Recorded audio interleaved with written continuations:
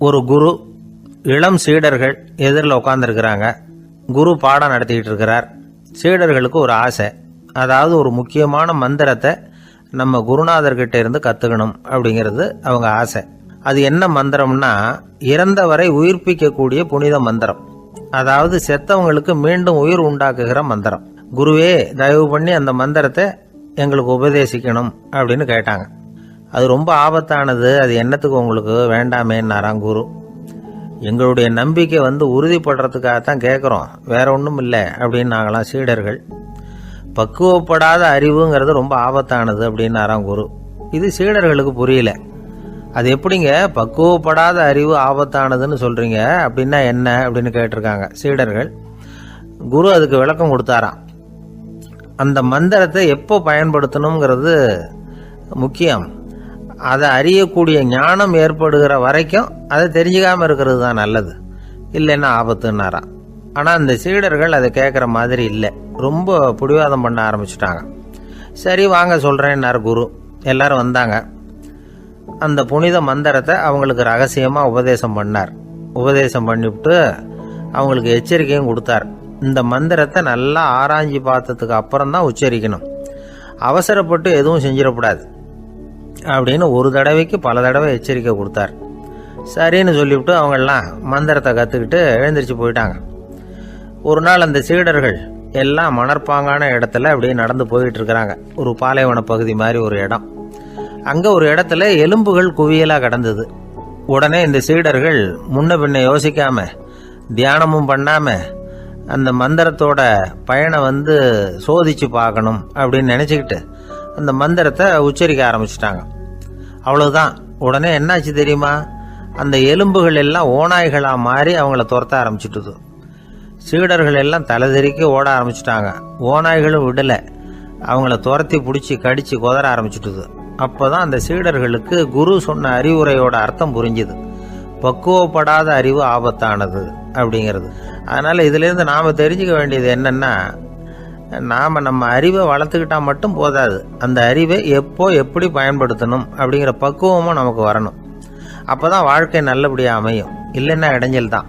இந்த காலத்தில் சில சின்ன பிள்ளைங்களுக்கே அறிவு ரொம்ப பக்குவப்பட்டிருக்குங்கிறத உணர முடியுது. ஒரு சின்ன பையன் பள்ளிக்கூடத்தில் மார்க் லிஸ்ட் கொடுத்தாங்க, வாங்கிக்கிட்டு அவசரமாக வீட்டுக்கு ஓடினான். எதிரில் வந்த ஒருத்தர் கேட்டார், என்ன அவசரம், ஏன் இப்படி வேகமாக ஓடுறேன்னார். எங்கள் அம்மா கிட்ட அடி வாங்கணும், அதுக்காக தான் ஓடுறேன்னா. அடி வாங்கிறதுக்காக இவ்வளவு அவசரம்னார் அவர். அப்படி இல்லைங்க, நான் போகிறதுக்குள்ளே எங்கள் அப்பா வீட்டுக்கு வந்துட்டாருன்னா அவர்கிட்ட அடி வாங்க வேண்டியிருக்கும், அதை அவாய்ட் பண்ணுறதுக்காக இப்படி ஓடுறேன் அப்படின்னு நானா அந்த பையன். இந்த உலகத்தில் எல்லாருக்கும் மகிழ்ச்சி தரக்கூடிய ஒரு பொருள் எது? இது ஒரு முக்கியமான கேள்வி. இந்த கேள்விக்கு பொருத்தமான ஒரு பதிலை உங்களால் சொல்ல முடியுமா? அதாவது கொஞ்சம் யோசித்து பார்த்தா பணம்னு சொல்லலாமா? இப்போ கையில் காசு இல்லாதவங்ககிட்ட ஒரு 10 ரூபாயை கொடுத்தா அது அவனுக்கு சந்தோஷத்தை கொடுக்கும். ஏற்கனவே வருமான வரி பிரச்சனையில் சிக்கி இருக்கிறவர்கிட்ட இன்னும் கொஞ்சம் பணம் இருந்தாங்கன்னு சொல்லி கொடுத்தோம்னா அது அவருக்கு சங்கடத்தை தான் கொடுக்கும். அதனால் அந்த கேள்விக்கு பணங்கிறது பொருத்தமான பதிலாக இருக்க முடியாது. கேள்வி என்னன்னா, இந்த உலகத்தில் எல்லாருக்கும் மகிழ்ச்சி தரக்கூடிய ஒரு பொருள் எது? சரி, இனிப்புன்னு சொல்லலாமா? ஏன்னா எல்லாருக்கும் இனிக்க தானே செய்யும். அதுலேயும் ஒரு சிக்கல் இருக்குது. சர்க்கரை வியாதிக்காரங்களுக்கு அது என்ன சந்தோஷத்தையா கொடுக்கும்? ஆக எல்லாருக்கும் வேறுபாடு எதுவும் இல்லாமல் மகிழ்ச்சியை கொடுக்கக்கூடியது வேற ஏதோ ஒன்று இருக்குது. அது என்னன்னு கண்டுபிடிக்கணும். அதுதான் இன்றைக்கி தகவல். இப்போ அதை கண்டுபிடிக்கணும்னா இந்த கதையை கேட்கணும். அது என்ன கதைன்னா, ஒரு ஊரில் ஒரு ராஜா இருந்தார். அவருக்கும் இதே சந்தேகம் வந்துட்டுது. அதாவது எல்லாருக்கும் இன்பம் தரக்கூடிய பொருள் எது அப்படின்னு. இதுக்கு பதில் தெரிஞ்சுக்கிறதுக்கு ஆசைப்பட்டார். சரி, அதுக்கு என்ன செய்யலாம்னு யோசனை பண்ணார். நாட்டு மக்களுக்கு பகிரங்கமாக ஒரு அறிவிப்பு கொடுத்தார். நம்ம நாட்டு மக்கள் இன்பம் தரக்கூடிய பொருள் எதுன்னு நினைக்கிறாங்களோ அதை கொண்டுகிட்டு அரண்மனையில் உள்ள கண்காட்சி மண்டபத்தில் வைக்கலாம். அப்படி அவங்க வைக்கிற பொருள்களில் எது எல்லாருக்கும் இன்பம் தரக்கூடியதாக இருக்குமோ அதை வச்சவருக்கு 1000 பொற்காசுகள் பரிசு அப்படின்னு அறிவிப்பு கொடுத்துட்டார். ஜனங்கள் இந்த அறிவிப்பை கேட்டாங்க. அதுக்கப்புறம் சும்மா இருப்பாங்களா? 1000 பொற்காசுன்னா சும்மாவா? அவங்க கையில் என்னென்ன கிடைச்சதோ அதையெல்லாம் கொண்டாந்து அரண்மனை காட்சி மண்டபத்தில் வச்சுட்டாங்க. அதுக்கப்புறமா ராஜா அங்கே வந்தார். ஒவ்வொன்றா பார்த்துக்கிட்டே வந்தார். முதல்ல ஒரு குயில் இருந்தது, இனிமையாக பாடக்கூடிய குயில். இந்த குயிலோட இன்னிசை எல்லாருக்கும் இன்பம் தரக்கூடியது தான். இருந்தாலும் காது கேட்காதவங்களுக்கு இந்த இசை எப்படி இன்பம் தர முடியும்? அதனால் இது சரியில்லைன்னு விட்டார். அடுத்தபடியாக போனார். அங்கே என்ன வச்சுருக்குறாங்கன்னு பார்த்தா ஒரு அழகான மயில் அங்கே தோகை விரித்து ஆடிக்கிட்டு இருக்குது. இந்த மயிலோட ஆட்டம் மனசுக்கு இன்பம் தரக்கூடியது தான். இருந்தாலும் பார்வை இல்லாதவங்க இந்த ஆட்டத்தை பார்த்து ரசிக்க முடியுமா? முடியாது. அதனால் இதுவும் சரியில்லை அப்படின்னு சொல்லிவிட்டார். அதுக்கு அடுத்தபடியாக போனார். பல வகையான இனிப்பு பண்டங்களை வச்சுருந்தாங்க. பார்த்தார், வயசானவங்களுக்கும் நோயாளிகளுக்கும் இது இன்பம் தராது, துன்பம் தான் கொடுக்கும் அப்படின்னார். இப்படி ஒவ்வொன்றா பார்த்துக்கிட்டே போகிறார். அழகான மலர்கள், கனிகள், ஓவியங்கள் எதுவுமே பொருத்தமாக தெரியல.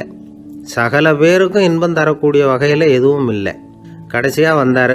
அங்கே ஒரு களிமண் பொம்மை இருந்தது. அது என்ன பொம்மை தெரியுமா? பசியால் வாடி இருக்கிற ஒருத்தருக்கு ஒரு அம்மா இனிமையாக பேசிக்கிட்டு சோறு போடுறது மாதிரி அந்த பொம்மையை செஞ்சுருந்தாங்க. அதுக்கு கீழே அன்பு அப்படின்னு எழுதியிருந்ததுதான். ராஜா பளிச்சுன்னு ஒரு முடிவுக்கு வந்தார். அந்த பொம்மையை செஞ்ச சிற்பியை வரவழைச்சார், பரிசு கொடுத்தார். அன்பு ஒன்று தான் எல்லாருக்கும் இன்பம் அளிக்கக்கூடிய பொருள். காது கேட்காதவங்களும் அதை கேட்க முடியும், பார்வை இல்லாதவங்களும் அதை பார்க்க முடியும், குழந்தைகளும் அதை உணர முடியும் அப்படின்னு அதுக்கு விளக்கம் கொடுத்தார் அந்த மன்னர். இந்த உலகத்தில் எல்லாருக்கும் மகிழ்ச்சி தரக்கூடிய ஒரு பொருள் அன்பு தான். அதை புரிஞ்சுக்கிட்டு தான் சில கணவன்மார்கள் மனைவி பேரில் ரொம்ப அன்பை காட்டிக்கிறது வழக்கம். ஒரு வீட்டு வாசப்படி பக்கமாக மழைக்கு ஒதுங்கினார் ஒருத்தர்.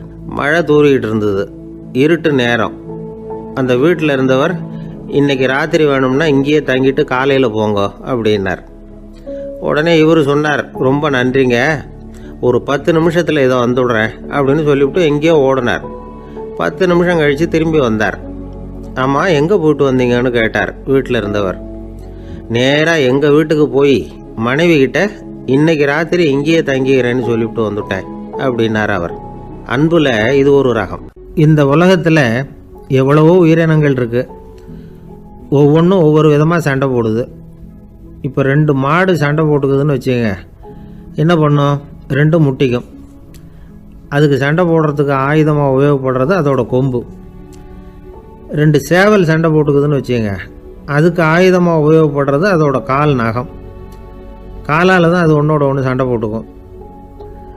ஆனால் 2 மனுஷன் சண்டை போட்டுக்கிறான்னு வச்சுங்க, இவன் இன்னதை தான் ஆயுதமாக உபயோகப்படுத்துவான்னு குறிப்பிட்டு சொல்ல முடியாது. கல்லை எடுப்பான், கத்தி எடுப்பான், துப்பாக்கி எடுப்பான், என்ன வேணாலும் பண்ணுவான். வாயால் திட்டுவான், கையால் அடிப்பான், காலால் உதைப்பான், சகலகலா வல்லவன். விலங்குகள்லாம் பொதுவாக வாயை சாப்பிட்றதுக்கு மட்டும்தான் உபயோகப்படுத்துது. ஆனால் இவனுக்கு சாப்பிட்றதுக்கும் அதுதான், சாப்பிட்டு விட்டு திட்டுறதுக்கும் அதுதான். ஆனால் ஒரு விஷயத்தில் மட்டும் கெட்டிக்கிறேன்.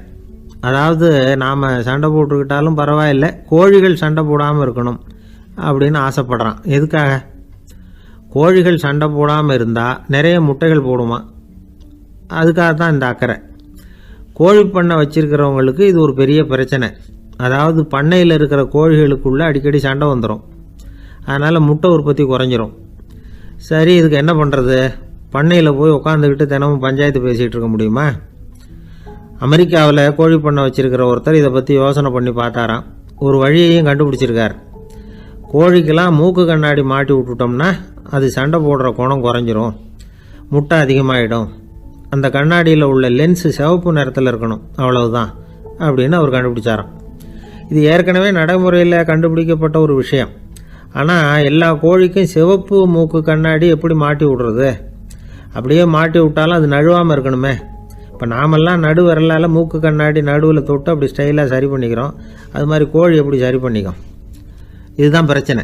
இதுக்கு அவர் என்ன வழி கண்டுபிடிச்சாருன்னா, கோழிக்கெல்லாம் மூக்கு கண்ணாடிக்கு பதிலாக விழியொட்டு வில்லைகள், கான்டாக்ட் லென்ஸ், அதை பொருத்தி விட்டா என்ன அப்படின்னு யோசனை பண்ணார். அதே மாதிரி பண்ணார்.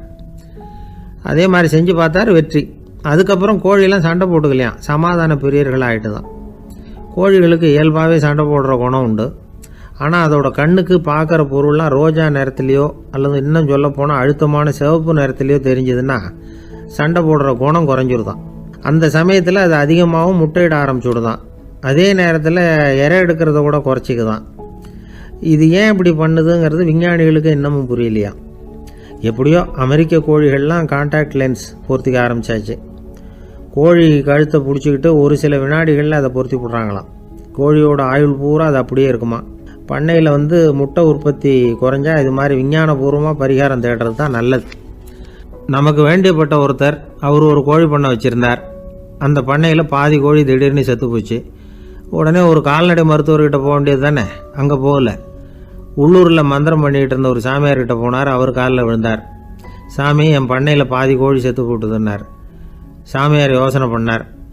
சரி, பண்ணையில் வாசப்படி கிழக்கு பக்கமாக வச்சுருக்கியா மேற்கு பக்கமாக வச்சுருக்கியான்னு கேட்டார். கிழக்கு பக்கமாக இருக்குன்னார் அவர். அதுதான் தப்பு, மேற்கு பக்கமாக அதை மாற்று சரியாக போடும்னாராம். அதே போல் இவர் போய் மாற்றிவிட்டார். அப்பவும் பாதி செத்து போச்சு. மறுபடியும் சொன்னார், சாமி மறுபடியும் பாதி கோழி செத்து போட்டுதேன்னார். சரி, கூரை எப்படி போட்டிருக்க, ஓடு போட்டிருக்கியா இல்லை கீத்து போட்டிருக்கியான்னார். ஓடு போட்டிருக்கேன்னாராம் அவர். அதுதான் தப்பு, அது கீத்து போட்டுரு சரியாக போடும்னாராம். சரின்னு போய் அதையும் மாற்றி பார்த்தார். மறுபடியும் போயிட்டுது, கோழி செத்து போச்சு. வந்தார், மறுபடியும் பாதி செத்து போச்சு சாமின்னு வந்தார். இவரும் யோசனையை மாற்றி மாற்றி சொல்லிகிட்டே இருக்கிறார். இப்படி அவரும் மாற்றி மாற்றி பார்த்தார். 6வது தடவையாக அவரை தேடிட்டு வந்தார். அந்த சமயத்தில் இவர் ரொம்ப தீவிரமாக யோசனை பண்ணி பார்த்துட்டு, அது சரிப்பா, நீயும் என்கிட்ட சளைக்காமல் வந்துக்கிட்டு இருக்கிற, நானும் யோசனை சொல்லிகிட்டு இருக்கேன். இப்போவும் உங்ககிட்ட சொல்கிறதுக்கு என்கிட்ட யோசனை நிறையா இருக்குது, ஆனால் சோதிக்கிறதுக்கு உங்ககிட்ட கோழி இல்லையே, என்ன பண்ணுறது அப்படின்னாராம். இவர் போய்கிட்டு இருந்தார். அவர் தோளில் ஒரு பெரிய துணி மூட்டை, அதை சுமந்துக்கிட்டு கடத்தெருவை நோக்கி அவர் போய்கிட்டு இருக்கிறார். வழியில் அவரை சந்தித்தார் உமர். அவர் கேட்டார், கலீஃபா அவர்களே, எங்கே புறப்பட்டுட்டீங்க அப்படின்னு கேட்டார். கலீஃபான்னா ஆட்சித்தலைவர்னு அர்த்தம். இதுக்கு அவர் சொன்னார், நான் துணி வணிகம் செய்கிறவன், அதனால் துணி வியாபாரம் செய்கிறதுக்காக போயிட்டுருக்கிறேன்னார். நீங்கள் இப்போ இந்த நாட்டுக்கு ஆட்சித்தலைவர், ஆட்சி பொறுப்பில் இருக்கிறீங்க, நீங்கள் வியாபாரம் செய்ய போட்டால் அரசு பணிகளை செய்கிறது யார் அப்படின்னு கேட்டார் அவர். நான் அரசு பணிகளை மட்டுமே செஞ்சுக்கிட்டு இருந்தா என் குடும்பத்தை காப்பாற்றுறது யார் அப்படின்னு கேட்டார் அவர். இப்படி கேட்டவர் யார் தெரியுமா? அவர் தான் அபூபக்கர், இறை தூதர் முகமது அவர்களுக்கு பிறகு கலீஃபாவாக தேர்ந்தெடுக்கப்பட்டவர். அப்போலாம் ஆட்சி தலைவர்களுக்கு சம்பளம்னு எதுவும் கிடையாது. இந்த பிரச்சனையை எப்படி தீர்க்கிறதுன்னு யோசனை பண்ணார் உமர். அபு உபைதா அவர்கள்கிட்ட அழைச்சிட்டு போனார். அவர் யாருன்னா, அவர் தான் பொது நிதி கருவூலத்தின் பொறுப்பாளர். அவர்கிட்ட பிரச்சனையை சொன்னார். இது மாதிரி ஆட்சி தலைவருக்கு பொது நிதியிலிருந்து ஊதியம் அளிக்க முடியுமான்னு கேட்டார். பொது நிதி விதிகளின்படி அதுக்கு சாத்தியம் இல்லைன்னு சொல்லிவிட்டார் அவர். சரி, வேற ஏதாவது வழி இருக்குதான்னு கேட்டார் உமர். அபு உபைதா கொஞ்சம் யோசனை பண்ணி பார்த்தார். அப்புறமா சொன்னார், மக்காவிலிருந்து மதீனாவுக்கு குடிபெயர்ந்து வந்த அகதிகளுக்கு நிதி உதவி அளிக்கிறதுக்கு விதிகளில் இடம் இருக்கு. அப்படி பார்த்தா அபூபக்கரும் அகதி தானே, அதனால எல்லா அகதிகளுக்கும் கொடுக்கறது மாதிரியே அவருக்கும் ஒரு தொகை அளிக்கலாம்னார். கலீஃபா அபூபக்கருக்கு இந்த அகதி உதவி தொகையைத்தான் கொடுத்துட்டு வந்தாங்களாம். குடும்ப செலவுக்கு அது போதுமானதா இல்லை. இருந்தாலும் கலீஃபாங்கிறதுக்காக மற்ற அகதிகளை விட அதிகமாக தொகையை பெற அவர் விரும்பல. மார்பு பக்கம் கிழிஞ்சிருந்த ஒரு மேலாடையை தான் அவர் அணிஞ்சிருந்தார். அவருடைய துணைவியார் அஸ்மா, அவங்க ஒரு நாள் தேன் அருந்த ஆசையாக இருக்குன்னாங்களாம். நமக்கு கிடைக்கிற ஊதியம் குடும்ப செலவுக்கே போதுமானதா இல்லையே, இந்த நிலையில் தேன் வாங்கிறதுக்கு காசுக்கு நான் எங்கே போவேன்ருக்கார் அவர். கொஞ்ச நாள் கழித்து அவங்க ஒரு தொகையை அவர்கிட்ட கொடுத்து தேன் வாங்கிட்டு வர சொன்னாங்களாம். இவருக்கு ஆச்சரியம், ஏது இந்த பணம்னு கேட்டிருக்காரு. நீங்கள் தினமும் குடும்ப செலவுக்காக கொடுத்துக்கிட்டு வந்த பணத்தில் கொஞ்சம் கொஞ்சமாக மிச்சப்படுத்தி வச்சேன்னாங்களாம். அபூபக்கர் அந்த பணத்தை எடுத்துக்கிட்டு நேராக பொது நிதி கருவூல பொறுப்பாளர்கிட்ட போனார். இந்த பணத்தை பொது நிதியில் சேர்த்துருங்க, இது அதிகப்படியாக எனக்கு தரப்பட்டு வந்த ஊதியம், அடுத்த மாதத்துலேருந்து இந்த தொகையை குறைச்சிங்கன்னு வேற சொல்லிவிட்டாராம். பசியை தணிக்க தேவையான அளவு உணவு, ஒரு ஜோடி உடை, இதை தவிர கூடுதலாக மக்கள் பொது நிதியிலிருந்து வாங்கிக்கிறதுக்கு என் குடும்பத்தாருக்கு உரிமை இல்லை அப்படின்னு சொல்லி கண்டிப்பாக சொல்லிவிட்டாராம். அவர் வாங்கிட்டு வந்த அந்த குறைந்த ஊதியம் கூட அவர் மனசை உறுத்திக்கிட்டே இருந்தது. கடைசி நேரம் அவர் தம்முடைய மகள் ஆயிஷா அவர்களை அழைச்சார். மகளே, இதுவரைக்கும் பொது நிதியிலிருந்து நான் வாங்கிட்டு வந்த தொகை என்னுடைய இதயத்தில் பாரமாக அழுத்திக்கிட்டு இருக்கு. என் தோட்டத்தை விற்று அதில் வர்ற பணத்திலிருந்து நான் இதுவரைக்கும் வாங்கிட்டு வந்த ஊதிய தொகையை கணக்கு போட்டு பொது நிதியில் சேர்த்து விடு அப்படின்னாராம். பதவி ஏற்கிறதுக்கு முன்னாடி தன்கிட்ட இருந்ததை விட இப்போ கூடுதலாக என்ன சொத்து இருக்குன்னு பார்த்துருக்கார். ஒரு ஒட்டகம், ஒரு கோப்பை, ஒரு பணியாள்.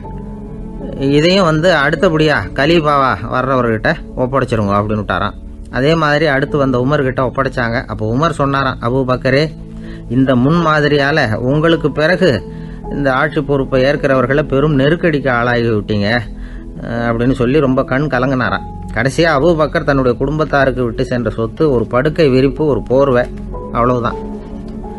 இது சிந்திக்க வேண்டிய ஒரு செய்தி. ஒரு ஊரில் ஒரு மன்னர் இருந்தாராம்.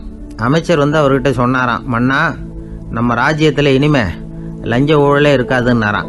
ஆஹா, அப்படின்னா ஊழல் பேர் வழிகளையெல்லாம் நாடு கடத்தியாச்சா அப்படின்னு கேட்டிருக்காரு மன்னர். இதுக்கு அவர், அப்படி இல்லைங்க, இனிமே கொடுக்கறதுக்கு ஜனங்கள்கிட்ட பணமே இல்லை அப்படின்னாராம்.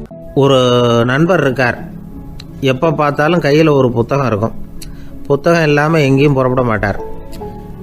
எதுக்காக இப்படி எடுத்துகிட்டு போகிறீங்க அப்படின்னு கேட்டால், எனக்கு இது ஒரு நல்ல நண்பன் மாதிரி.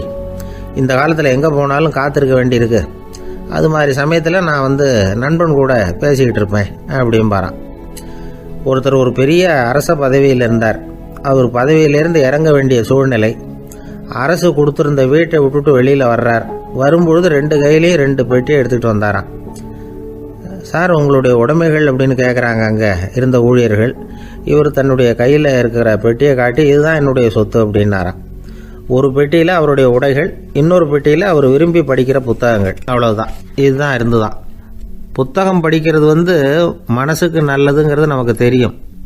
புத்தக வாசிப்பு உடம்புக்கும் நல்லதுங்கிறாங்க. அது நமக்கு ஆச்சரியமாக தான் இருக்குது. ஒரு நபர் ஒரு வருஷத்தில் சராசரியாக 2000 பக்கங்களை படிச்சிருக்கணுமா, யுனெஸ்கோ பரிந்துரை. ஆனால் நம்ம நாட்டில் நாம் சராசரியாக படிக்கிறது 32 பக்கங்கள், அவ்வளவுதான். இவ்வளவுக்கு நம்ம நாட்டில் 6000க்கும் மேற்பட்ட நாளேடுகள், 2000க்கும் மேற்பட்ட இதழ்கள், மலர்கள், இவ்வளவு இருந்தும் சரியாக வரல. இந்த உலகத்தில் முதல் நூலகம் எங்கே எப்போ ஆரம்பமாச்சு தெரியுமா? கிமு 2500ஆம் ஆண்டில் அது ஆரம்பமாயிருக்குது. பாபிலோனியாவில் அமில் அணு அப்படிங்கிற அரசன் தான் நூலகத்தை உருவாக்கி இருக்கிறான். அப்போல்லாம் தாள் கிடையாது, களிமண் தான். களிமண் பலகைகளில் எழுதி அது தொகுத்து அப்படியே நூலாக்கி அதை நூலகத்தில் வச்சுருப்பாங்களாம். அரசருடைய நூலகத்தில் 1000க்கும் மேற்பட்ட நூல்கள் இருந்ததாக வரலாற்று குறிப்பு இருக்குது.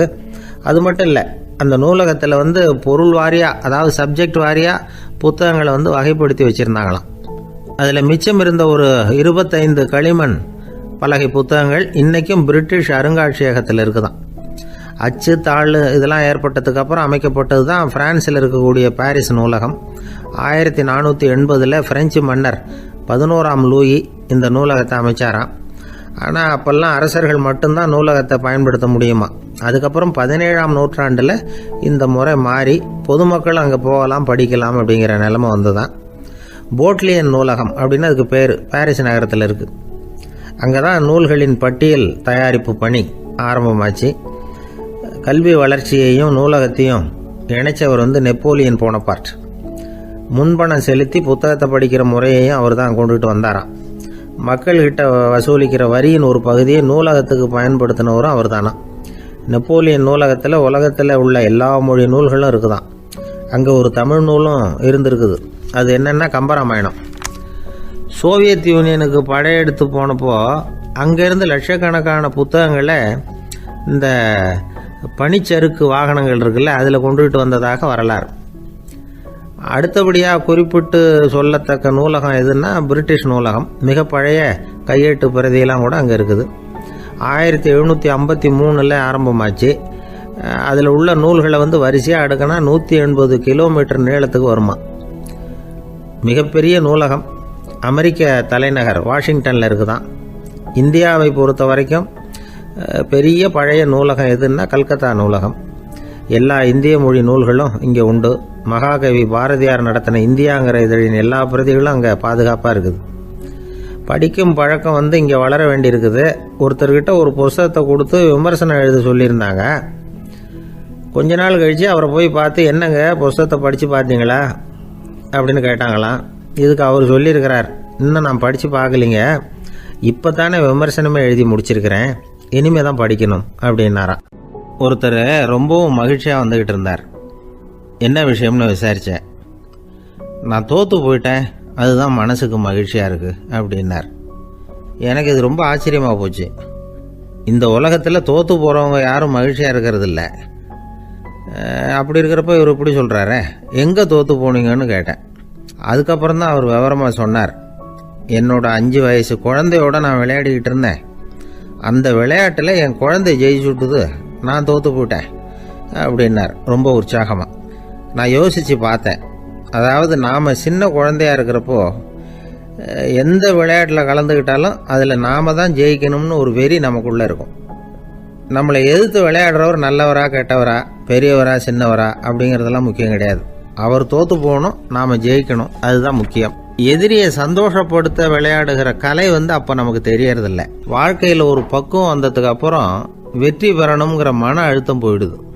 போட்டியில் ஜெயிக்கணுங்கிறத விட குழந்தைய சந்தோஷப்படுத்தணுங்கிறது முக்கியமாக போச்சு. ஜெயிக்கணுங்கிற வெறி ஓடி போட்டுது. ஒரு குழந்தையாக இருந்தப்போ நம்ம வளர்ச்சிக்கு உதவிய வெறி பெரியவனானதுக்கு பிறகு நமக்கு எதிரியாக மாறுது. அதை சரியான சமயத்தில் நாம் புரிஞ்சுக்கிட்டோம்னா போதும், நாம் பொழைச்சிக்கலாம். ஒவ்வொரு மனுஷனுமே வாழ்க்கையோட அடுத்த கட்ட வளர்ச்சியில் அடி எடுத்து வைக்கிற நேரத்தில் தன்கிட்ட இருந்து ஏதோ ஒரு குணத்தை அல்லது தன் குணம் இருந்த ஏதோ ஒரு உறவை நாம் இழக்கத்தான் வேண்டியிருக்குது.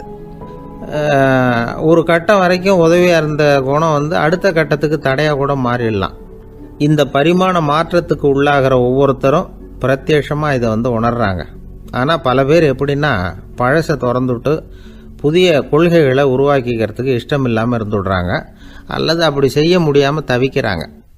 இதையெல்லாம் மீறி அந்த பழசை திறந்துட்டா அதை இழந்ததால் உண்டாகிற மன அழுத்தம் சில காலத்துக்கு வருத்திக்கிட்டு தான் இருக்கும், வேறு வழி இல்லை. ஆரோக்கியமான ஒரு முன்னேற்றத்துக்காக அந்த மன அழுத்தத்தை தாங்கிக்கத்தான் வேணும் அப்படிங்கிறாரு அந்த உலக புகழ்பெற்ற மேதை ஒருத்தர், இந்த ஸ்காட் பெக் அப்படிங்கிறவர். பிறந்த நாள் முதல் இதுதான் சரி அப்படின்னு கற்பிக்கப்பட்டு வந்த ஒவ்வொரு தத்துவத்தையும் தங்களுடைய வளர்ச்சிக்கு தகுந்த மாதிரி மாற்றி அர்த்தப்படுத்தி கொள்ள முடியாமல் வாழ்க்கை சூழல்ல அப்படியே அரைப்பட்டு தூளாகிறவர்கள் தான் ரொம்ப தவிக்கிறாங்களாம். இதுதான் அவருடைய கருத்து. பெரும்பாலும் மனிதர்களுடைய நடுத்தர வயசில், அதாவது 30 தாண்டுகிற சமயத்தில் தான் இந்த தவிப்பு உண்டாகுதான். இதை தான் மேற்கத்திய நாடுகளில் அடிக்கடி மிட் லைஃப் கிரைசிஸ் அப்படின்னு சொல்கிறாங்க. அப்பப்போ பழசையெல்லாம் தொலைச்சி விட்டு புதுசாக பிறக்கிறதுக்கு கற்றுக்கணும். ஒவ்வொரு நிமிஷத்தையும் அந்த நிமிஷத்துக்கு ஏற்ற சித்தாந்தம் கொண்டவர்களாக சந்திப்போம் அப்படிங்கிறார் அந்த உளவியல் நிபுணர். இப்படி பழகிக்கிட்டால் வாழ்க்கை இன்பமயம், இல்லைன்னா தவிப்பு மயம்தான். பழசை தொலைக்க முடியாதவர்களில் எத்தனையோ பேர் உண்டு, எத்தனையோ ரகம் உண்டு. அதில் வேடிக்கையான நண்பர்களும் உண்டு. ஒருத்தர் நண்பர் வீட்டுக்கு போனார். அவர் ஏதோ இனிப்பு பலகாரம் கொடுத்து சாப்பிட சொல்லியிருக்கிறாங்க அவங்க வீட்டில். இவர் சாப்பிட்டு பார்த்துட்டு சொன்னாராம், சார் 6 மாதத்துக்கு முன்னாடி ஒரு தடவை இங்கே வந்தேன், அப்போது ஒரு இனிப்பு பலகாரம் கொடுத்தீங்க, அது இதை விட நல்லா இருந்தது சார் அப்படின்னாராம். அப்போ செஞ்ச அதே இனிப்பு பலகாரம் தான் சார் இதுவும் அப்படின்னாராம் அவர். ஐயா, என்னுடைய நூல் வெளியீட்டு விழாவுக்கு அவசியம் நீங்கள் வரணும் அப்படின்னு கூப்பிட்டார் ஒருத்தர். எப்போ வரணும்னு கேட்டேன். அடுத்த வாரம்னார். சரி, புத்தகம் தயாராகிட்டுதா அப்படின்னேன்.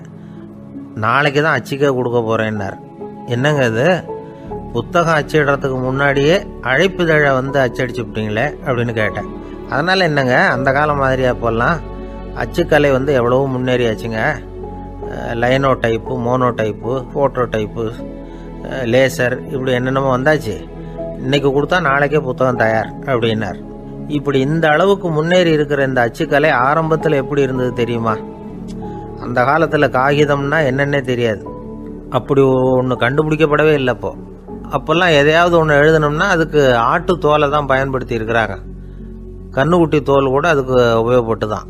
ஐரோப்பாவில் இருந்த பாதிரியார்கள் தோலில் எழுதப்பட்ட புத்தகத்தை தயாரிக்கிறதுல ரொம்ப கெட்டிக்காரங்களாம். எகிப்து, அப்புறம் மத்திய தரைக்கடல் ஓரத்தில் உள்ள நாடுகள், இங்கெல்லாம் தோல் தான் எழுது பொருளாக பயன்பட்டு வந்திருக்குது.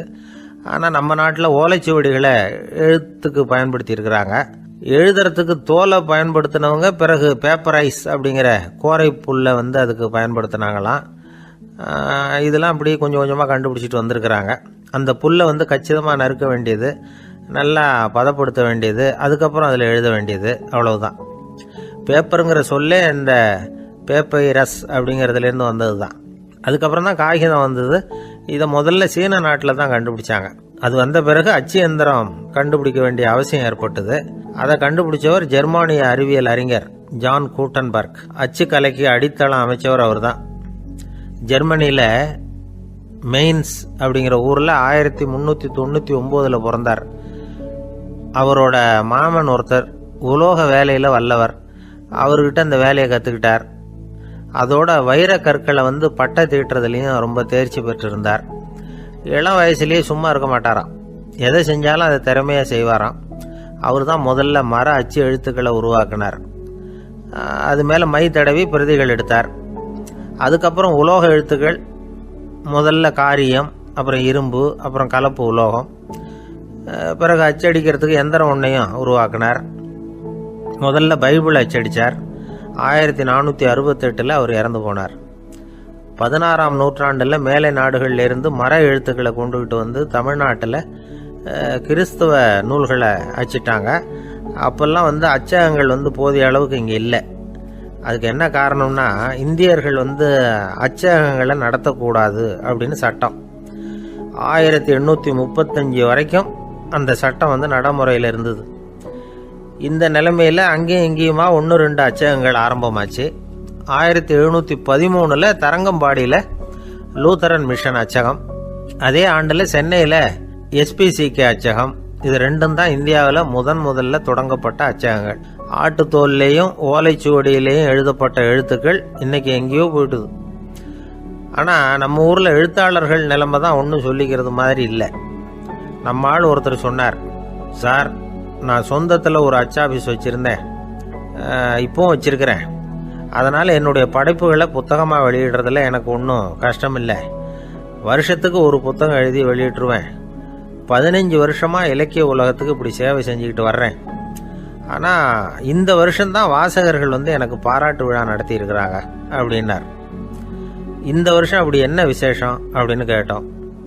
இந்த வருஷம்தான் நான் எந்த புத்தகம் எழுதி வெளியிடாமல் இருந்தேன், அதுக்காகத்தான் எனக்கு இந்த பாராட்டு விழா அப்படின்னார். ஊருக்கு வெளியில் அமைதியான ஒரு இடம், அங்கே ஒரு ஆசிரமம், அங்கே ஒரு சாமியார். அவர் தினமும் நல்ல போதனைகள்லாம் செய்வார். பல பேர் போய் அங்கேயே சில நாள் தங்கி இருந்து அவர் சொல்கிற அறிவுரைகளை எல்லாம் கேட்டுக்கிட்டு வர்றது வழக்கம். ஒரு தடவை அவரை பார்த்துட்டு போகிறதுக்காக 3 வெளியூர் தம்பதிகள் வந்தாங்களாம். அந்த மடத்திலேயே சாப்பிட்டுக்கிட்டு தங்கி இருந்து அவங்களுடைய போதனைகளை கேட்டுக்கிட்டு போகணுங்கிறது அவங்க நோக்கம். காலையில் குளிச்சுட்டு பூஜையில் உட்காந்தார் அந்த சுவாமி. இவங்களும் குளிச்சுட்டு அந்த பூஜையை பார்க்கறதுக்காக அவர் முன்னாடி வந்து உட்காந்தாங்க. பூஜை ஆரம்பமாச்சு. சம்பிரதாயப்படி அது ரொம்ப நேரம் நடந்துக்கிட்டே இருக்குது. இவங்களுக்கு நல்ல பசி இருந்தாலும் இந்த நேரத்தில் அதை எப்படி வெளியில் காட்டிக்கிறது? பேசாமல் இருந்தாங்க. அந்த சுவாமி பூஜையை முடித்தார். அதுக்கப்புறம் பேச ஆரம்பித்தார். பேச்சு அருமையாக தான் இருந்தது, அமிர்தமாக தான் இருந்தது. இருந்தாலும் இவங்களுக்கு இருக்கிற வயிற்று பசி அது சரியாக கவனிக்க விடலை. அந்த சுவாமியே இதை கவனிச்சதா தெரியல.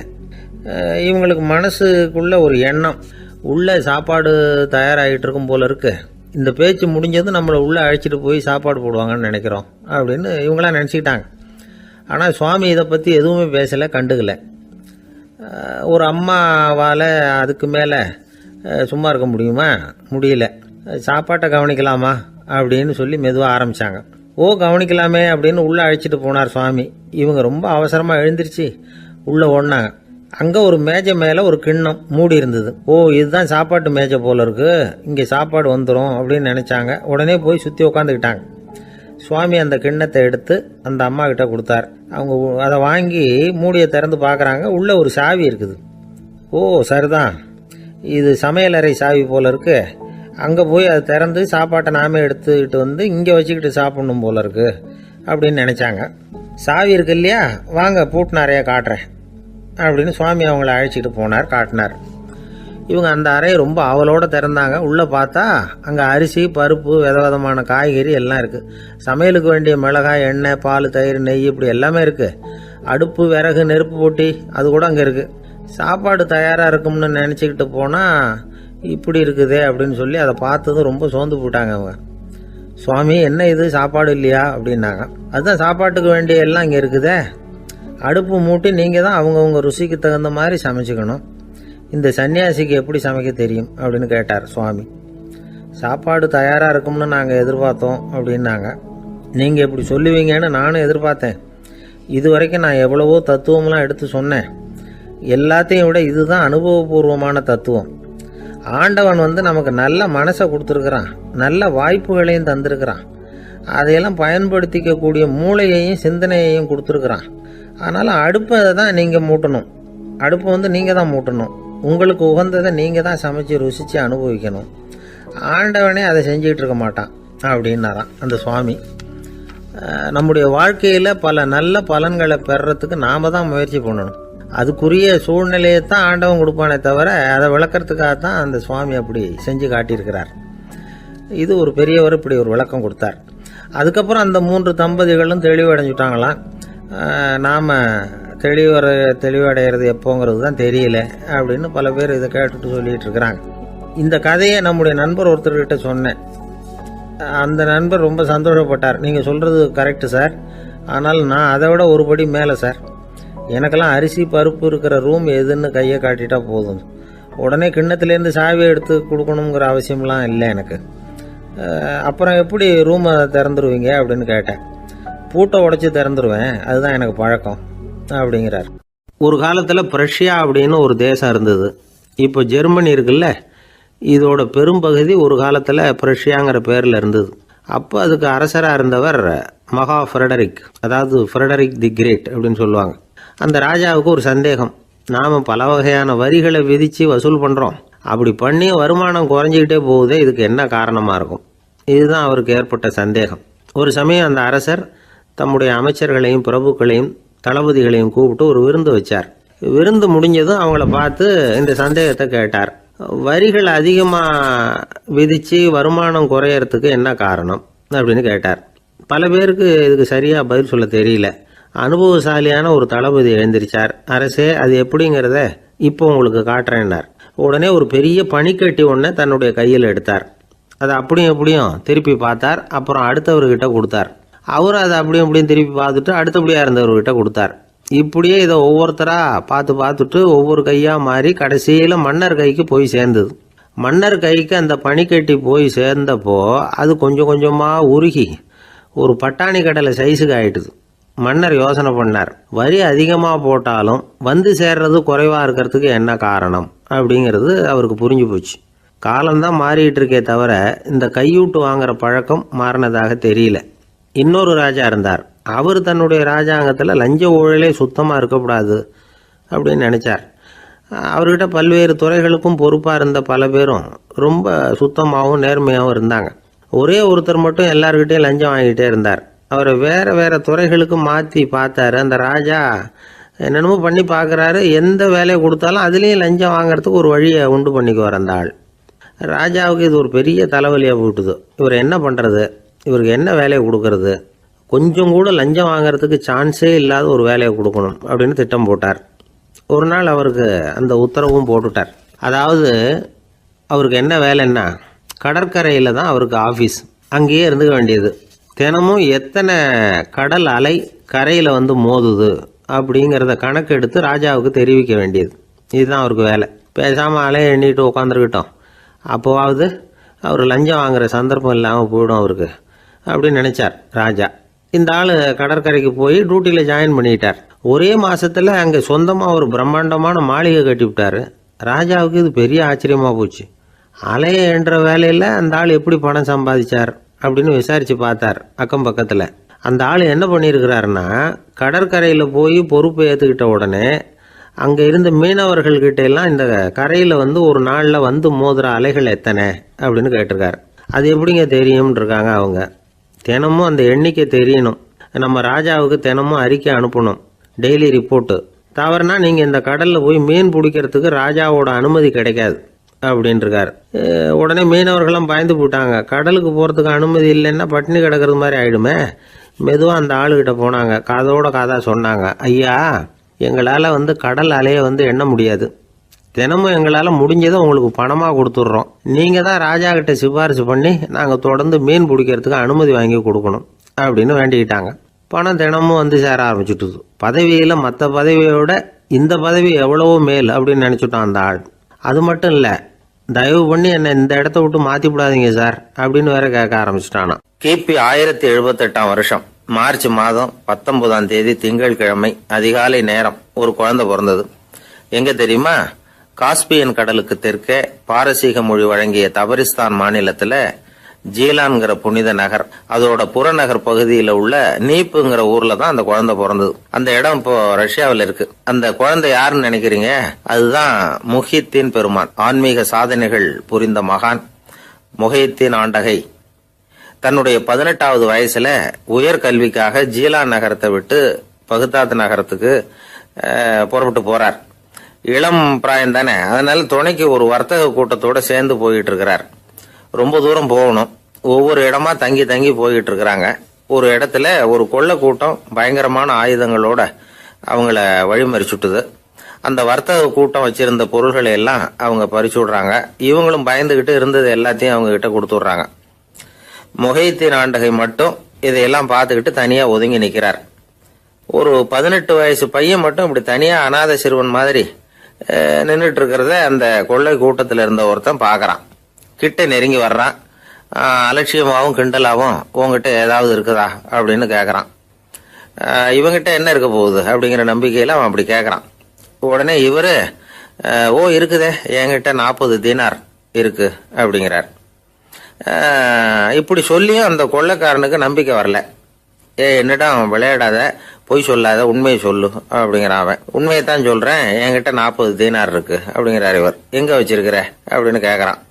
சட்டையின் விழாப்புறத்துல உள்ள பகுதியில அதை வச்சு தச்சிருக்கிறாங்க அப்படின்னு உண்மையை சொல்றார். உடனே கொள்ளை கூட்ட தலைவன் அதை கத்தியால கீறிப்பார் அப்படின்னு உத்தரவு போடுறான். அந்த சட்டையை கிழிக்கிறாங்க. உள்ள இருந்து 40 பொற்காசுகளும் பொல பொலன்னு கீழே கொட்டுச்சு.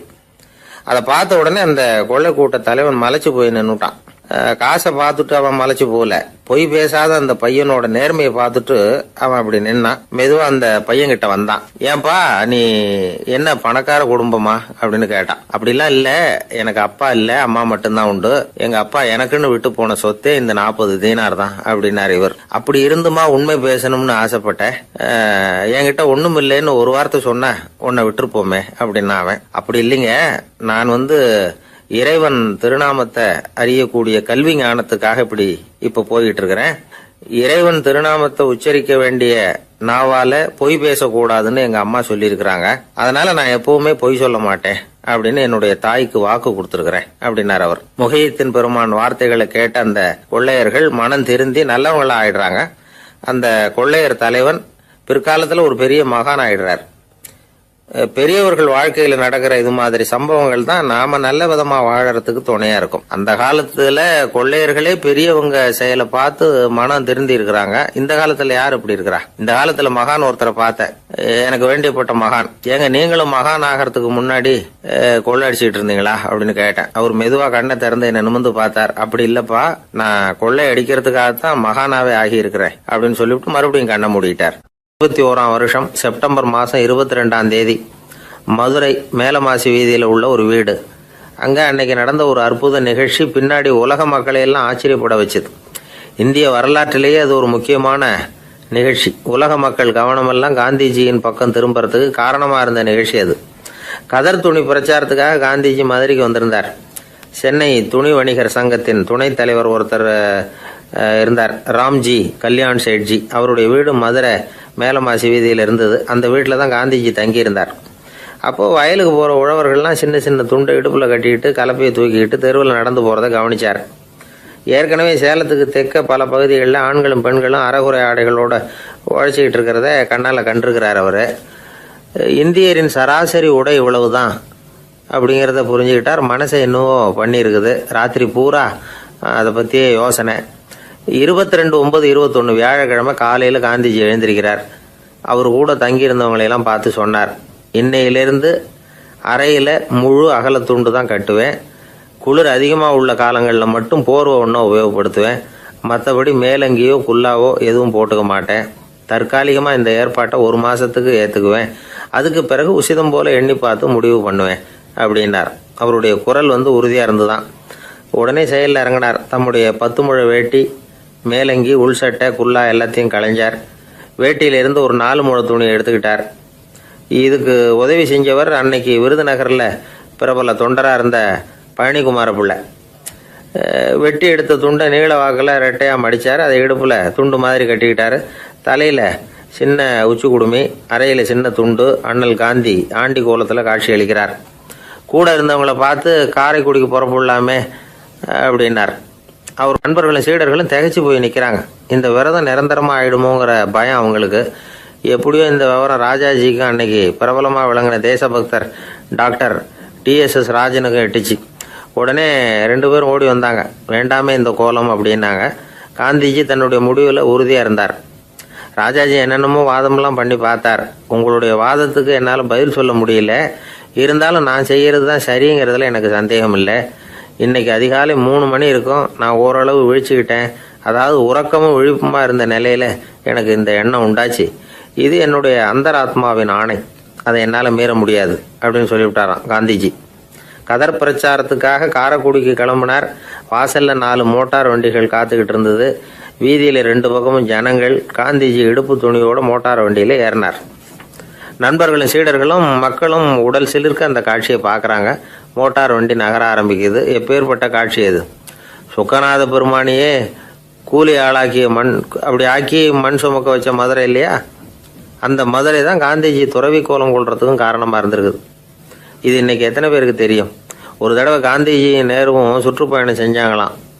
ஒரு இடத்துல நடந்து போயிட்டு இருக்கிறாங்க. குறுக்க ஒரு வாய்க்கால். நேரு என்ன பண்ணார் தெரியுமா? தன்னுடைய இளமை துடிப்பை காட்டுறதுக்காக கொஞ்சம் தூரம் பின்னாடி போய் அங்கேருந்து வேகமாக ஓடி வந்து அந்த வாய்க்காலை தாண்டினாராம். காந்திஜி அப்படி பண்ணலை. பக்கத்தில் இருந்த பாலம் வழியாக அந்த வாய்க்காலை கடந்து வந்தார். நேரு காந்திஜியை பார்த்து சிரிச்சுக்கிட்டே, என்ன மாதிரி நீங்களும் தாண்டி இருக்கலாமே அப்படின்னாராம். அதுக்கு காந்திஜி சிரிச்சுக்கிட்டே சொன்னாராம், 2 அடி முன்னேறதுக்காக 5 அடி பின்னாடி போகிறதா அப்படின்னாராம். ஒரு ஊரில் ஒரு ராஜா இருந்தார். அந்த ராஜாவுக்கு ஒரு புள்ள. அந்த பிள்ளைக்கு விவரமே தெரியாது. அவன் ஒரு முட்டாளுங்கிறது எல்லாருக்கும் தெரியும். ஆனாலும் அவன் தான் அடுத்தபடியாக ஆட்சிக்கு வர வேண்டியவன். ஆட்சி பொறுப்பை ஏற்க வேண்டிய ஒருத்தன் இப்படி இருந்தால் என்ன பண்ணுறது அப்படிங்கிறது எல்லாருக்கும் உள்ள கவலை. மன்னர் அமைச்சர்களை கூட்டினார். ஆலோசனை கேட்டார், என்ன பண்ணலாம்னு. இவனை இன்னொரு நாட்டு பல்கலைக்கழகத்துக்கு அனுப்பி பார்க்கலாம். அங்கே போய் படிச்சுட்டு வரட்டும். நிறைய படிச்சுட்டு நல்ல ஞானத்தோடு திரும்பி வரட்டும். அதுக்கப்புறம் பார்த்துக்கலாம் அப்படிங்கிறது அவங்க சொன்ன ஆலோசனை. மன்னருக்கும் அது சரின்னு தோணுச்சு. மகனை வெளி தேசத்துக்கு அனுப்பி வச்சார். இவனும் போனான். ஒரு பல்கலைக்கழகத்தில் சேர்ந்தான். நிறைய படித்தான். அதுக்கப்புறம் தந்தைக்கு ஒரு கடிதம் எழுதினான். தந்தையே, நான் நிறைய படிச்சுட்டேன், இனிமேல் நாடு திரும்பலாம்னு நினைக்கிறேன் அப்படின்னு எழுதினான். மன்னருக்கு ரொம்ப மகிழ்ச்சி. அதாவது புள்ள படிச்சுட்டான் அப்படிங்கிற ஆனந்தம். உடனே பையன் திரும்பி வர்றதுக்கு ஏற்பாடு பண்ணார். இளவரசன் நாடு திரும்பினான். அதை கொண்டாடுறதுக்காக அரண்மனையில் ஒரு பெரிய விருந்துக்கு ஏற்பாடு பண்ணியிருந்தாங்க. முக்கியமானவங்கள்லாம் அதில் கலந்துக்கிட்டாங்க. அந்த விருந்துக்கு முனிவர் ஒருத்தரும் வந்திருந்தார். அவர் இளவரசன் கிட்ட போய் உட்காந்து விசாரிக்கிறார். என்னப்பா, எப்படி படிச்சிருக்கிற அப்படின்னு கேட்டார். நிறைய படிச்சுட்டு வந்திருக்கிறேங்க அப்படின்னா அவன். என்னெல்லாம் படித்த அப்படின்னாரான். எல்லாத்தையும் விவரமாக சொல்லியிருக்கிறான். அவன் அப்படி சொல்லிகிட்டு இருக்கும் பொழுதே முனிவர் என்ன பண்ணார், தன்னுடைய மோதிரத்தை கழட்டி உள்ளங்கையில் வச்சு அப்படியே மூடிக்கிட்டாரான். அப்படியே கையை நீட்டி அவன் முன்னாடி காட்டினார். இந்த பாருப்பா, என் கைக்குள்ளே என்ன இருக்குது சொல்லு பார்க்கலாம் அப்படின்னாரான். இளவரசன் ஒரு கணம் யோசிச்சான். அதுக்கப்புறம் உங்கள் கைக்குள்ளே இருக்கிறது வட்டமான ஒரு பொருள், நடுவில் ஒரு துளை இருக்கும் அப்படின்னானா. முனிவர் திகைச்சு போட்டார். பையன் பெரிய அறிவாளி ஆகிட்டான் போல இருக்க அப்படின்னு நினச்சிட்டார். அதுக்கப்புறம் கேட்டார், சரி, என் கையில் இருக்கிறது வட்டமான பொருள், நடுவில் துளை இருக்குங்கிறத சொல்லிவிட்டேன், அதோட பேர் என்ன, அதை சொல்லு அப்படின்னாரான். இளவரசன் கொஞ்சம் யோசனை பண்ணியிருக்கான். அப்புறம் சொன்னானா, முனிவரே, நான் படித்த விஞ்ஞானம் உங்களுக்கு பதில் சொல்கிறதுக்கு உதவலை, இருந்தாலும் பதில் சொல்கிறேன், அது ஒரு வண்டி சக்கரம் அப்படின்னானா. இப்போதான் முனிவர் யோசிச்சாராம். அவருக்கு புரிஞ்சுதான், அதாவது முட்டாளை படிக்க வைக்கலாம், ஆனால் சிந்திக்க வைக்க முடியாது அப்படிங்கிறத அவர் புரிஞ்சுக்கிட்டாராம். தகவல் அறிவு ஞானமாகாது அப்படிங்கிறார் ஓஷோ. ஏன்னா தகவல்கள் மாறுதலை ஏற்படுத்துறதில்ல, ஆனால் ஞானம்ங்கிறது மாறுதலால் உண்டாகக்கூடிய ஒன்று. அதுதான் ரெண்டுக்கும் உள்ள வித்தியாசம். மனம் சரியான வழிக்கு வரணும், அதுக்கப்புறம் படிக்கிற கல்வி தான் உண்மையான கல்வி. சரி, மனம் சரியாக வர்றதுக்கு என்ன வழி அப்படின்னு கேட்டால், மனிதன் முழு மாறுதலுக்கான வழிமுறை தியானம்தான் அப்படிங்கிறார் அவர். அதனால தான் நிறைய படிச்சிருக்கேன்னு சொல்கிறவன் எல்லாம் ஞானம் உள்ளவன் நினச்சிடக்கூடாது. ஒருத்தர் இன்னொரு பெரிய மனிதரை அழைச்சிட்டு அறிமுகப்படுத்தினாராம். சார் நிறைய படிச்சிருக்கார், 3 MA வாங்கியிருக்கார், ஆனால் ஒரு விஷயம், அப்பப்போ கொஞ்சம் திருடுவார், அவ்வளவுதான், மற்றபடி அவர் ஒரு பெரிய அறிவாளி தான் அப்படின்னாராம். ஒரு ஊரில் ஒரு மன்னர் இருந்தார். அந்த ஊரில் அடிக்கடி சேவல் சண்டை நடக்கிறது வழக்கம். அரண்மனையில் ஒரு ஆள் இருந்தான். மன்னருக்காக அவன் ஒரு சேவல் வாங்கிட்டு வந்தான். சண்டை போடுறதுக்காக அந்த சேவலை தயார் பண்ணிகிட்டு இருந்தான். கொஞ்ச நாள் ஆச்சு. மன்னர் அந்த ஆளை கூப்பிட்டார். என்னப்பா சேவல் தயாராகிட்டுதா அப்படின்னு கேட்டார். இன்னும் அது தயாராகல மன்னா, இன்னும் வளரல, அதுக்கான தகுதி இன்னும் அதுக்கு வரல அப்படின்னா. எதனால் அப்படி சொல்கிறேன்னாரு. கோபம் ரொம்ப கடுமையாக இருக்குது அப்படின்னா. சரி அப்படின்னு விட்டுட்டார். மறுபடியும் கொஞ்ச நாள் ஆச்சு. இப்போ எப்படி நிலைமை, சேவல் தயாரா அப்படின்னார். இன்னும் இல்லை அரசே, மற்ற சேவல் எங்கேயாவது கூவுற சத்தம் கேட்டால் உடனே இது பரபரப்பாயிடுது, பக்கத்தில் ஒரு சேவலின் நிழலை கண்டால் கூட இது பரபரப்பாயிடுது அப்படின்னா. சரி இன்னும் கொஞ்ச நாள் ஆகட்டும்னு விட்டுட்டார். கொஞ்ச நாள் ஆச்சு. இப்போ மறுபடியும் விசாரித்தார்.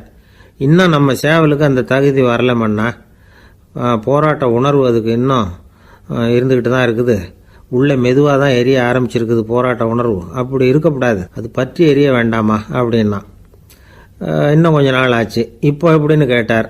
இப்போ அவன் சொன்னான், மன்னா கிட்டத்தட்ட அது போருக்கு தயாராகிட்டுது அப்படின்னு நினைக்கிறேன்னா. எதனால் அப்படி சொல்கிற அப்படின்னு கேட்டார். மற்ற சேவலின் குரலை கேட்டால் அது அசைகிறதே இல்லை, ஒரு பொம்மை மாதிரி ஆயிடுது, அதுக்கு உள்ள ஒரு நுட்பமான விழிப்புணர்வு வந்துட்டுது, அதனால் அது அமைதியாக இருக்குது, மௌனமாக இருக்குது. இனிமேல் அதுக்கு இணையான சேவலே கிடையாது. வெற்றி பெற அது போராட வேண்டிய அவசியமே இல்லை, அதை பார்த்த உடனே எதிரி சேவல்கள் பயந்துட்டு ஓடி போடும் அப்படின்னு சொன்னானான். அந்த சேவலை வளர்த்தவர் சி சிங் சு அப்படின்னு பேர். இந்த சுசுகி சொன்ன கதையும் அது. ஞானிகள் என்ன சொல்கிறாங்க தெரியுமா, அந்த சேவலின் ரகசியத்தை நீயும் கற்றுக்கொள், நீ அப்படி ஆயிடு, சண்டை போடாமலே வெற்றிகள் பெறுகிற நுட்பத்தை புரிந்துகொள். இதுதான் ஞானிகள் உபதேசம். ஒரு குருக்கிட்ட ஒருத்தன் போயிருக்கிறான். எனக்கு சண்டை போட கற்றுக் கொடுங்கண்ணா, அதுக்கு என்ன செய்யணும்னார். என்ன உங்கள் மாணவனாக சேர்த்துங்கண்ணா. சரி இப்போ உன்னுடைய பலம் என்னன்னு கேட்டிருக்கார். இப்போ நான் தனி ஆளாக இருந்து ஒரு 100 பேரை சமாளிப்பேன் நானா. சரி அப்படின்னா என்னுடைய மாணவனாக உன்னை சேர்த்துக்கிறேன்ருக்கார். சேர்த்துக்கிட்டார். 6 மாதம் பயிற்சி கொடுத்தார். அதுக்கப்புறம் இவனை கூப்பிட்டு கேட்டார், இப்போ உன்னுடைய திறமை எவ்வளவுன்னு. இப்போ நான் தனி ஆளாக இருந்து ஒரு 50 பேரை சமாளிப்பேன் நானா. இன்னும் உனக்கு பயிற்சி தேவைன்னாராம்.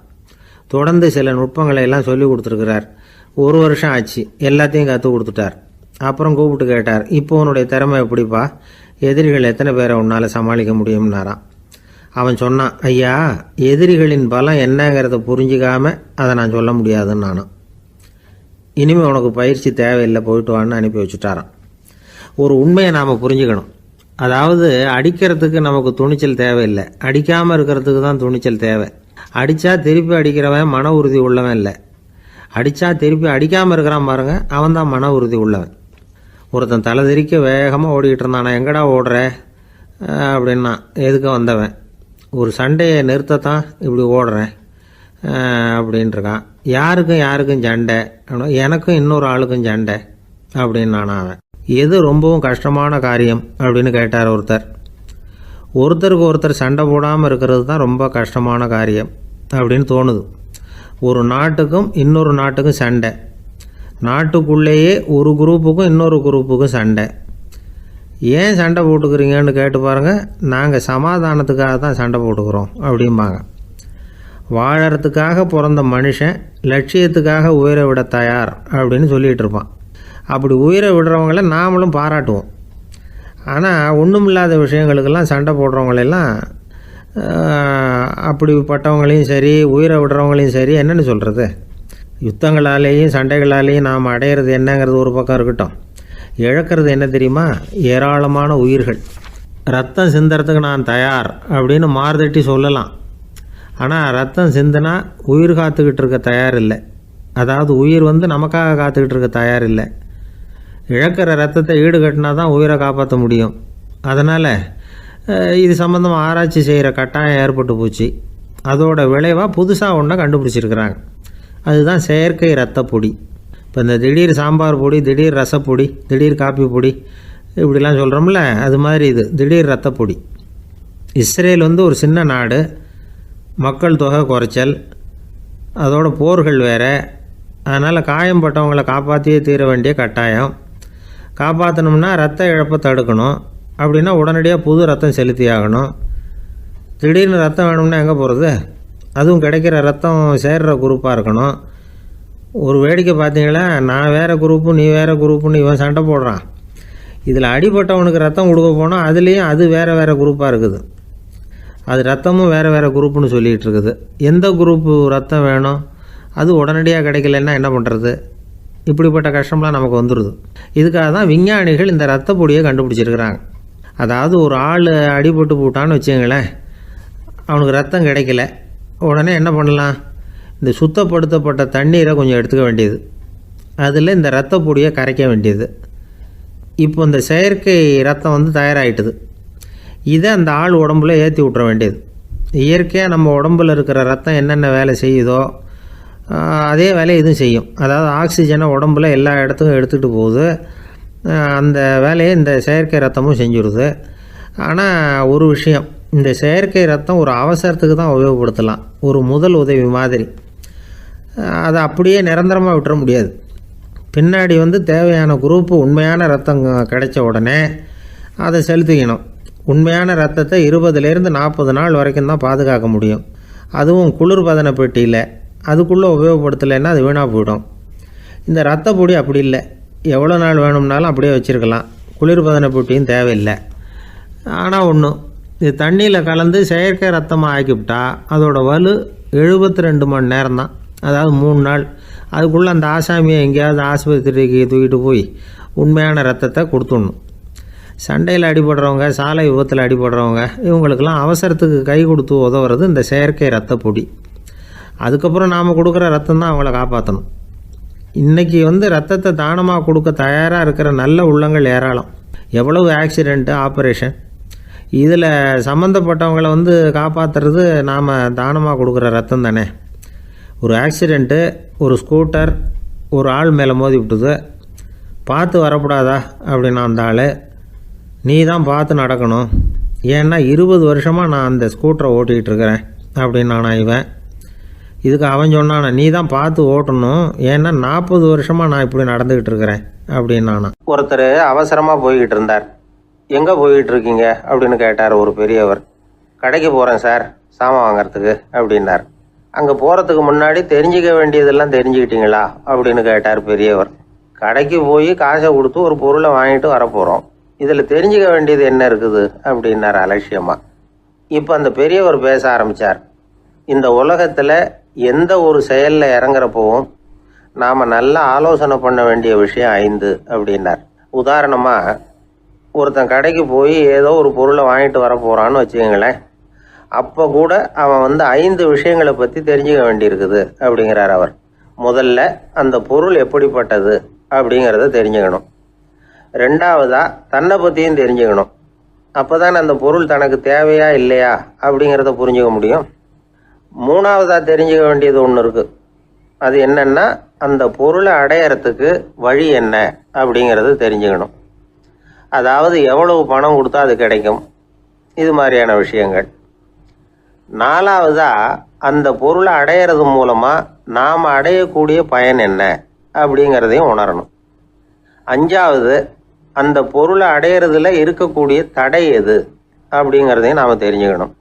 பெரியவர் பேசுறது ஏதோ தத்துவம் மாதிரி தெரியுது இல்லையா? தத்துவம்தான். அதாவது இப்படி உலகியல் வாழ்க்கையில் சின்ன சின்ன விஷயங்கள்லேயே நாம் 5 விஷயங்களை தெரிஞ்சுக்க வேண்டி இருக்குது. அது ரொம்ப அவசியமாக இருக்குது. பேரின்ப நிலைன்னு சொல்கிறாங்கல்ல, அது மாதிரி பெரிய சமாச்சாரங்கள்லேயும் இந்த 5 விஷயங்களை நாம் தெரிஞ்சுக்க வேண்டியிருக்குது. அதுக்கு பேர் என்னன்னா அர்த்த பஞ்சகம். வைணவ சமயத்தில் அர்த்த பஞ்சகம்ங்கிறது ரொம்ப பெரிய விஷயம். கடைக்கு போகிறது மாதிரி கடவுளை பார்க்க போகிறப்போ நாம் 5 விஷயங்களை தெரிஞ்சுக்கணுமா. முதல்ல பரம்பொருள் அப்படிங்கிறது என்ன, அதோட தன்மைகள் என்ன, இதை தெரிஞ்சுக்கணும். இதுக்கு பேர் என்னன்னா பரமாத்ம ஸ்வரூபம் அப்படின்னு பேர். 2வது, நாம யாரு, நம்மோட தன்மை என்ன அப்படிங்கிறத தெரிஞ்சுக்கணும். நான் யாருன்னு எனக்கே தெரியலங்கிறப்போ இதை நான் சொல்கிறேன்னு இது என்னுடையதுன்னு சொல்கிறது தப்பு தானே. அப்புறம் 3வது விஷயம், பரம்பொருளை நாம் அடையிறதுக்கு வழி எது, இது தெரிஞ்சுக்கணும். இது வந்து உபாய ஸ்வரூபம் அப்படின்னு பேர். 4வது விஷயம், நாம் அடைய வேண்டிய பயன்கள் என்ன அப்படிங்கிறது தெரிஞ்சுக்கிறது. இதுக்கு புருஷார்த்தம் அப்படின்னு பேர். 5வது, அந்த பயனை வந்து அடைய விடாமல் தடுக்கிற தடைகள் யாவை அப்படிங்கிறது தெரிஞ்சுக்கிறது. இது வந்து விரோதி ஸ்வரூபம். இதைத்தான் தடையியல் அப்படின்னு சொல்கிறாங்க. அதாவது பரமாத்மாவை பற்றிய அறிவு, ஜீவாத்மாவை பற்றிய அறிவு, உபாயம் பற்றிய அறிவு, புருஷார்த்தம் பற்றிய அறிவு, இந்த 4 அறிவுக்கும் எதிரடையா, அதாவது அதையெல்லாம் தப்பாக புரிஞ்சுக்கிறதால உண்டாகக்கூடிய அறிவு விரோதி சொரூபம். என்ன இது தகவலில் ஏதாவது கதை சொல்லுவீங்கன்னு பார்த்தா ஏதோ தத்துவம் பேசிகிட்டு இருக்கிறீங்களே அப்படின்னு நினைக்கலாம். இதுவும் தெரிஞ்சுக்க வேண்டிய ஒரு பெரிய விஷயந்தான். காதில் போட்டு வச்சா எப்போவாவது உபயோகப்படும். என்னுடைய நண்பர் ஒருத்தர் ஒரு நாள் என்கிட்ட சொன்னார், சார் அடுத்த மாதம் தஞ்சாவூரில் ஒரு கல்யாணம், போகிறதா வேண்டாமா அப்படின்னு ஒரே குழப்பமாக இருக்குது அப்படின்னார். நான் உடனே இந்த அர்த்த பஞ்சக உபதேசம் பண்ண ஆரம்பித்தேன். அவர் எல்லாத்தையும் பொறுமையாக கேட்டுவிட்டு, சரி சார் நான் போகிறதுன்னு முடிவு பண்ணிவிட்டேன்னார். எப்படி இந்த முடிவுக்கு வந்தீங்க அப்படின்னு கேட்டேன். அவர் சொன்னார், சார் அந்த 2வது பாயிண்ட் ஒன்று சொன்னீங்களே, அதை புரிஞ்சுக்கிட்டதுக்கு அப்புறம்தான் இந்த முடிவுக்கு வந்தேன் அப்படின்னார். என்ன 2வது பாயிண்ட்டுன்னு? அதாவது தன்னை பற்றி புரிஞ்சுக்கணும் அப்படின்னு சொன்னி